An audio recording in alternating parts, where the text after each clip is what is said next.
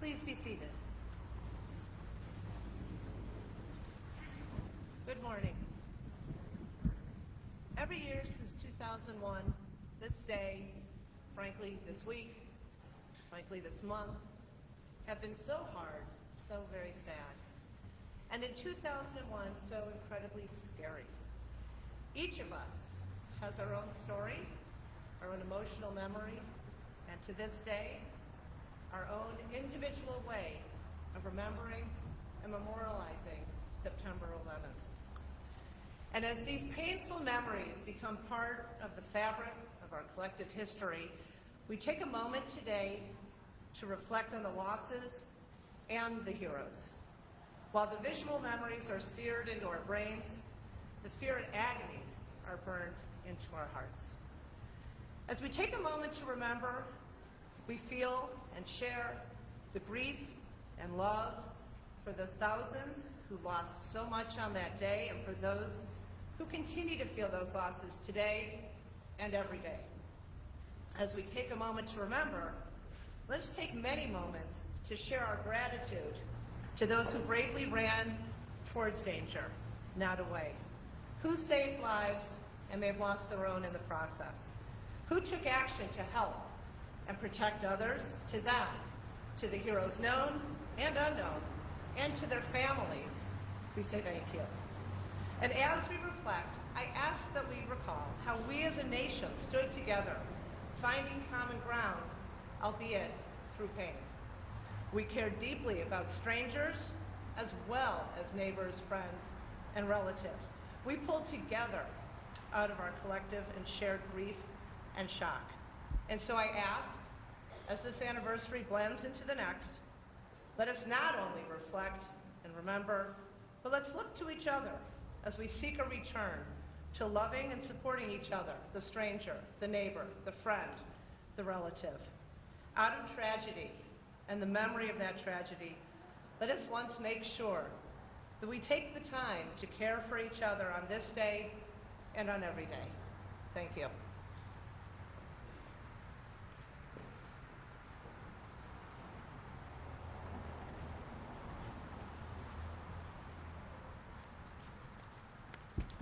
Good morning. I'm Charlie Pecardo with Mayor of the City of Highland. Mayor Rotering, thank you for inviting me here today. That was a very, I don't know how I'm going to be hard reading this after that wonderful speech, but that was wonderful. Thank you to the City of Highland Park for inviting me here. And thank all of you for showing up today. Coming out on the 20th anniversary of the single most horrific attack on the United States in our young country's history. 20 years. Sounds like a long time, and a lot has changed. But this act of terrorism seems like yesterday. In a blink, 20 years went by. An interesting fact I just read, 25% of the people today were not born on 9/11/2001. I guess that makes sense, but it sounds like a lot to me. But where does this time go? If you asked me, what did you have for dinner a week ago? I would have no clue. If you asked me to close my eyes and remember that day, I would have no problem. I would bet if I asked you right now to close your eyes and think back, you too would remember that day. I remember that day with eerie clarity. And I have a really, really bad memory. It was a little before 8 a.m. on a sunny September day.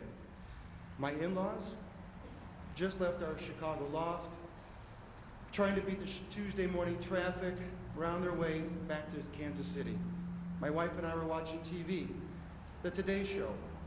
I was getting ready to walk to the office. I was running a little late. News was reporting that a small plane had just crashed into the World Trade Center. They were showing a live scene when another plane hit the second World Trade Tower. I think it was Katie Couric. She was talking. She seemed confused, not sure what was happening, thinking it was a replay of the earlier crash, but it wasn't. It wasn't a small plane, but a large 767. It was then said that this might be an act of terrorism. To me, it was at that moment that life changed. Now, in my role, as I mentioned, mayor, change has a lot of different meanings to people. To some people, change means hope. To others, change is bad. But in most all cases, it means a notable difference. Well, for that day, there was definitely a notable difference in both directions for me. In that moment, after the second plane hit, there was a physical pressure that I felt. Was it fear? A feeling of lack of control? Was it paranoia? Was I feeling vulnerable? It's probably all of them. All I know, it was a change, and not one that I was used to or one that I liked. Walking to work was a rushed pace, and all I kept thinking about were all the people in those buildings, people I knew, and people that I talked to on a daily basis. Were they okay? The walk was hushed, everyone was in disbelief, and everyone kept looking into the sky for a rumored missing plane and a potential threat to the Sears Tower. Once at work, everyone was glued to the TV. Speculation as who had done this? Where are the other two planes? And then one hit the Pentagon. And then it happened, the South Tower collapsed. We were all asked to evacuate from our building, which was across the street from the Sears Tower. Outside, chaos was everywhere. There were more people on the streets and sidewalks than I'd ever seen. You could hear the buzz of military jets race by and hear people becoming frustrated, trying to call loved ones, letting them know they were okay, but all cell phones were down. I raced back home, hugged my wife so tight, we were safe.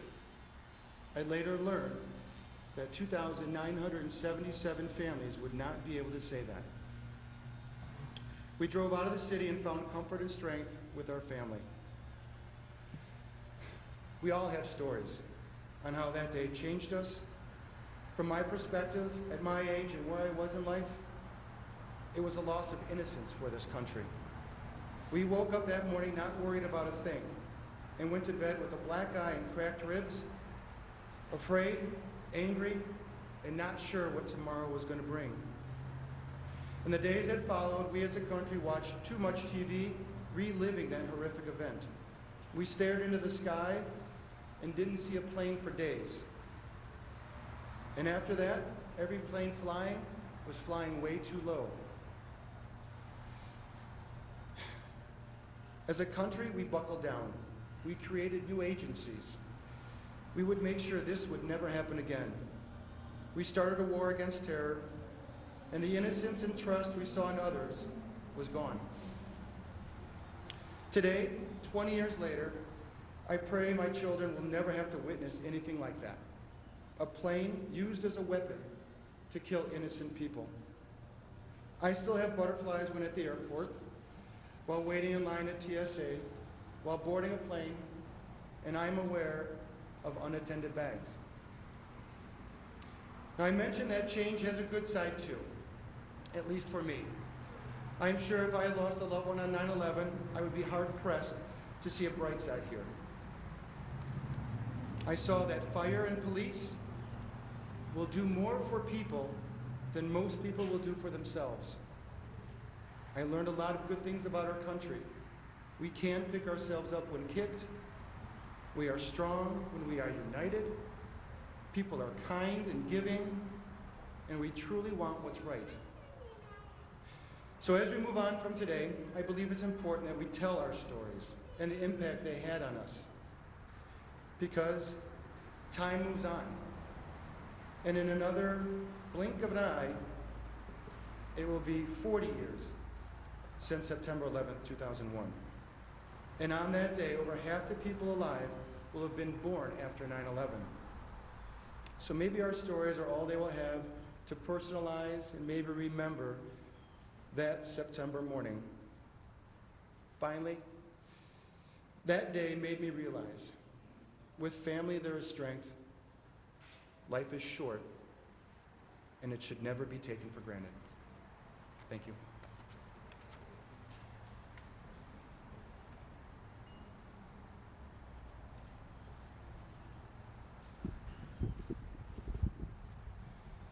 Good morning.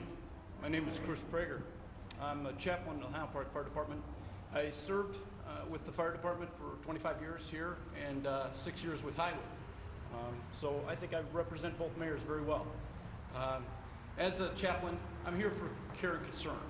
I'm not here to proselytize. I'm not here to do anything but to care. And we thank you as a department to have you come and show yourself here, celebrating this time of remembrance, because we call it a celebration because we're here as a family, all of us with the stories as the mayor just shared, with our own personal stories, and we want to reflect. So, if you will, I'm going to have a minute of silence for those that pray differently than myself, and for those that don't pray at all, a time of reflection, maybe for yourself, and then I'll pray, if that's all right with everybody here. Let's have a minute of silence.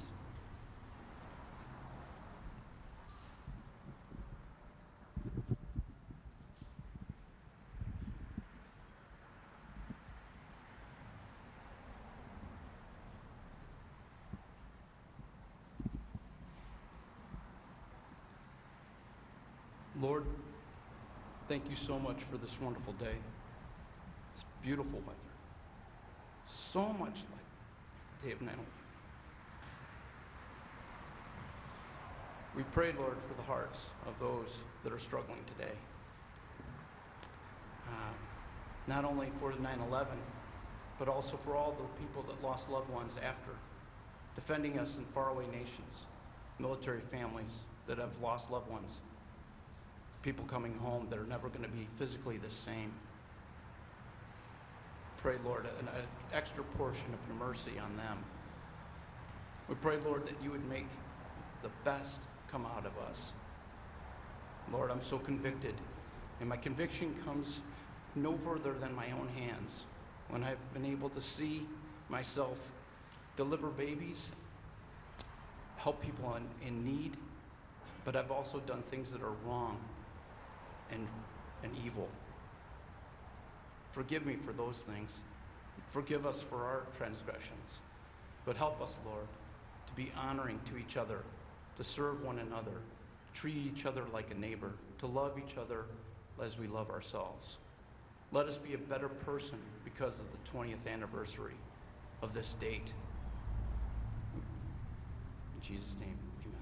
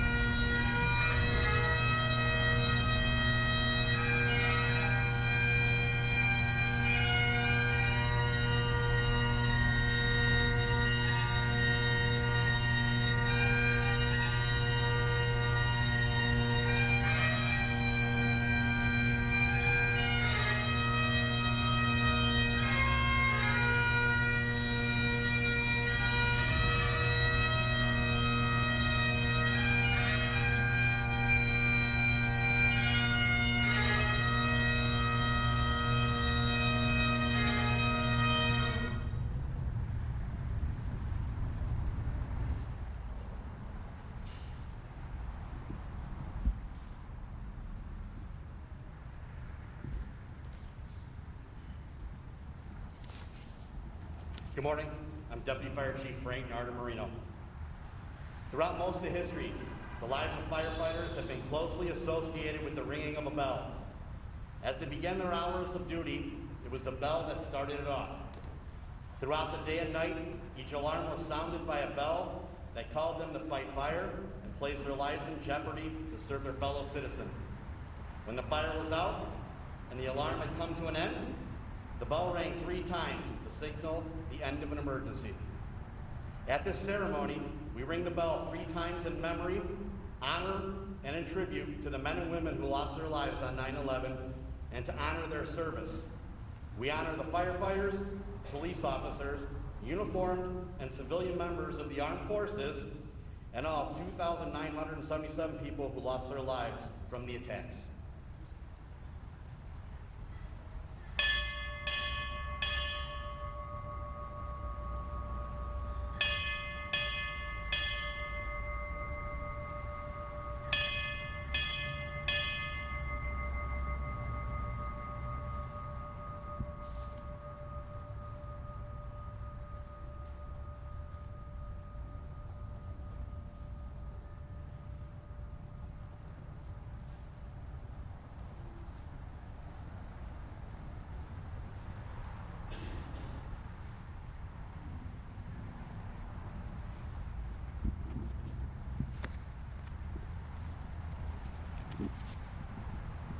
I am Fire Chief Joe Schrage.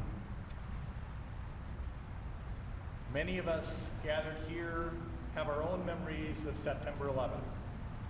And though each experience was unique, most of us begin by telling that story by remarking on the weather. The sky was the bluest of blues. A perfect September morning. No clouds. There was no foreshadowing storm. Together we all watched tragedy unfold on the television. The bright orange flames bursting from the angry scar ripped through the North Tower. The gaping hole in the fortress of the Pentagon. The first responders and civilians covered in so much ash that they might have been statues. The black smoke that rose in sharp relief against that blue sky in New York, Washington, and Pennsylvania. And then afterward, there was silence. There was no planes in the sky, and though we went about our daily lives, we were a little haunted. Where were you? We asked each other. At the checkout line at the grocery store, at the library, settling in at work before shift. You couldn't know what's coming, we'd say. The sky was so blue. We've since learned, of course, that for some stomach-churning reasons, early September was chosen because of that blue sky, because Labor Day holiday was early that year, because the weather was consistently pleasant in September along the eastern seaboard, because the maximum number of civilians would be in that office on that Tuesday morning. Even today, 20 years later, it's hard to countenance the terrifyingly cool logic of terrorism and its utter lack of humanity. Then as now, the scale of loss, and in particular the civilian loss, is too monumental to absorb. As it is the way with tragedies of such magnitude, the 19 cowardly terrorists' photographs are the ones we know.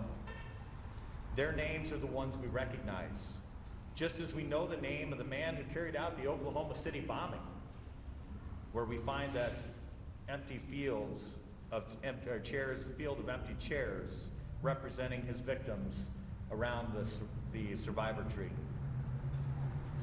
So in our collective grief, we focus on that magnitude of what we've lost, but never lose sight of each individual victim. As a comfort to survivors and to ensure that the names of those lost on this day 20 years ago, we're not lost to history, the ceremonial reading of names is held annually. If you haven't had the chance to view it, I encourage you to take some time to view this year's live stream of the event at the 9/11 National Memorial and Museum. In an essay for Parade magazine on October 2001, the great writer and philosopher Elie Wiesel endeavored to frame our national grieving around the concept of honor, speaking to the country he adopted after his own harrowing experience as a survivor of the Holocaust. A quote from his essay is included in your program. Wiesel writes that by choosing honor in the aftermath of the attacks, Americans also chose what he described as a profound and irresistible hope, too. There are tensions and contradictions inherent in finding hope in the aftermath of tragedy. Hope is born from action in the face of devastation. It was the battalion chief of FDNY, Battalion 1, who radioed the first report of a plane that had crashed into the North Tower. The dispatchers responding to emergency calls did their utmost to create order from chaos, ensuring that emergency responders were dispatched immediately, all while reassuring the panicking public, some who called in desperation from buildings they would never leave. Emergency personnel responded by selflessly running into dangers as others fled, helping survivors exit before turning back inside in an effort to save as many people as possible. More than 10,000 individuals were safely evacuated from the North and South Towers on that fateful morning, thanks to the quick thinking, heroic civilians, and the incredible leadership of the first responders. 412 emergency workers made the ultimate sacrifice at Ground Zero in New York, all lost in the act of trying to save as many civilians as they could. Some of those actions have been forever immortalized in the iconic images ingrained in our national memory. The photograph of firefighters raising the American flag over the debris. Hope that our fundamental national aspirations remained unchanged, unbowed, and unafraid. Footage of police officers grieving with bystanders. Hope that we would find unity in responding to the tragedy with compassion and empathy. And in the photograph of Father Michael Judge being carried gently by those he administered just minutes earlier. Hope that together as a nation, we would be worthy of the memory of those we had lost. At this time, I invite you to close your eyes and picture one of those moments and join me for a moment of silence.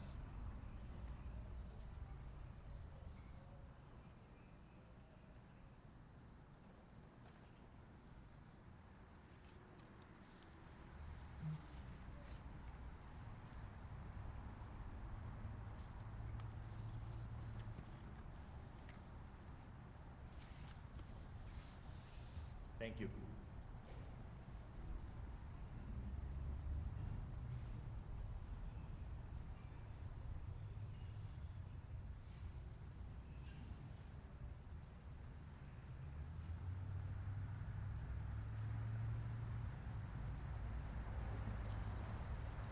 Good morning, I'm Lou Jogmen, Chief of Police for the Highland Park Police Department. Choosing honor and choosing hope is an act of courage. So often we think of courage as a grand gesture, a dramatic act that frequently comes at great personal cost, almost cinematic in scope. To be sure, in the aftermath of the attacks, there were many such instances.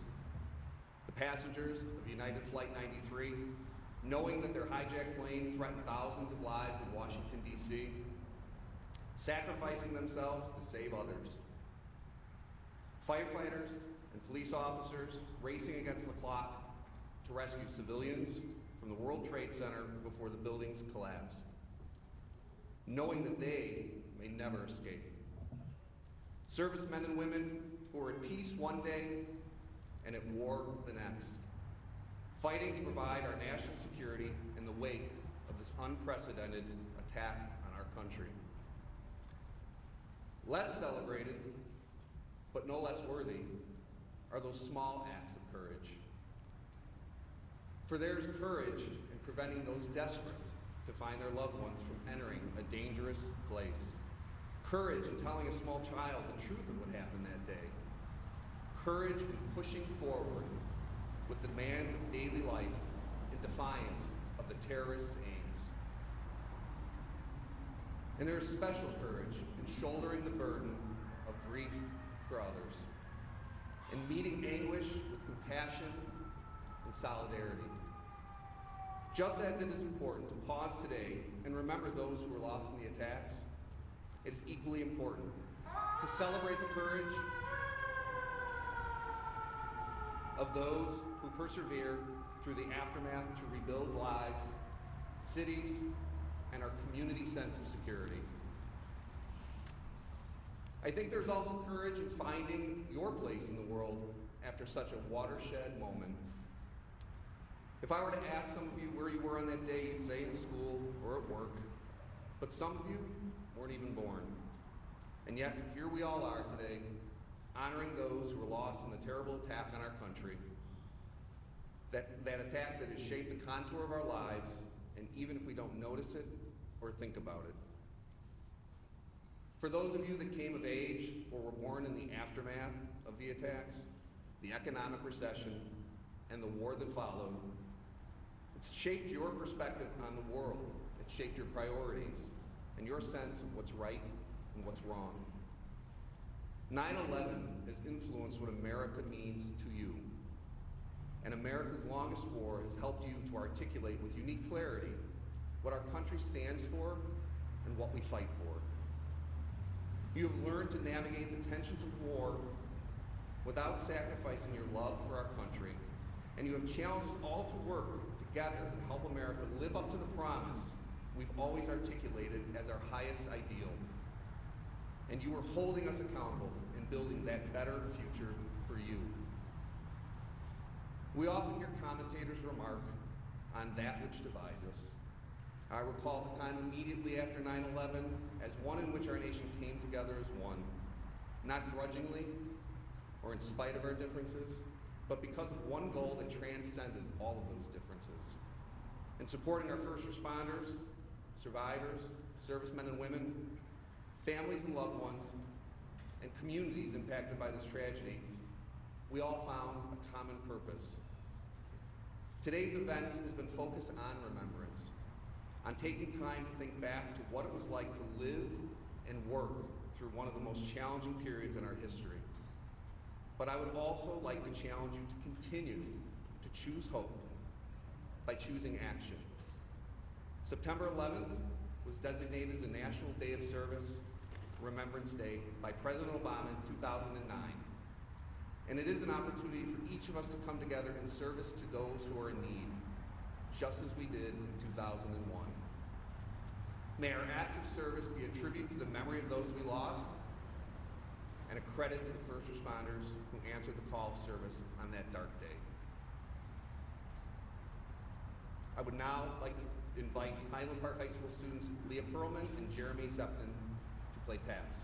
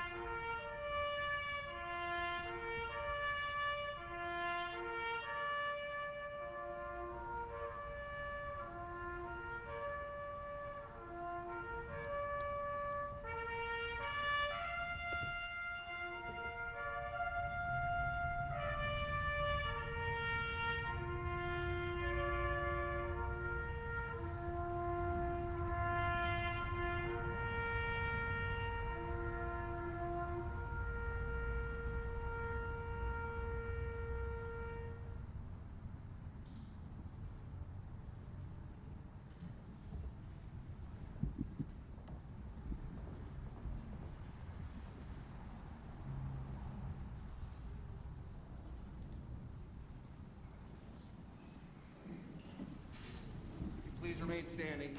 The color guard will now retrieve the colors.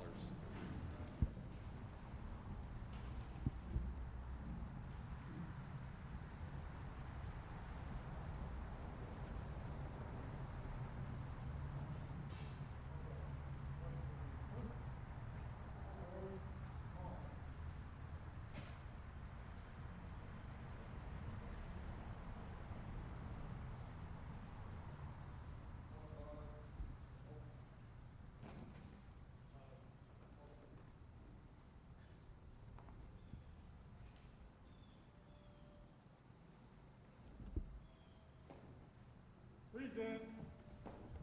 On. Order. On.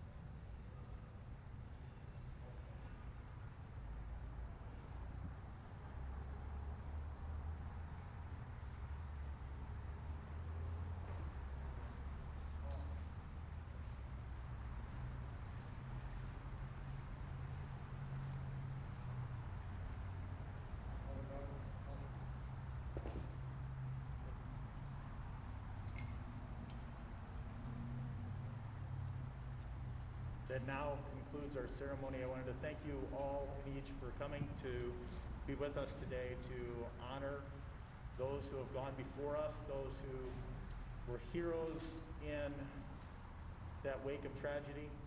And thank you again for being here to remember.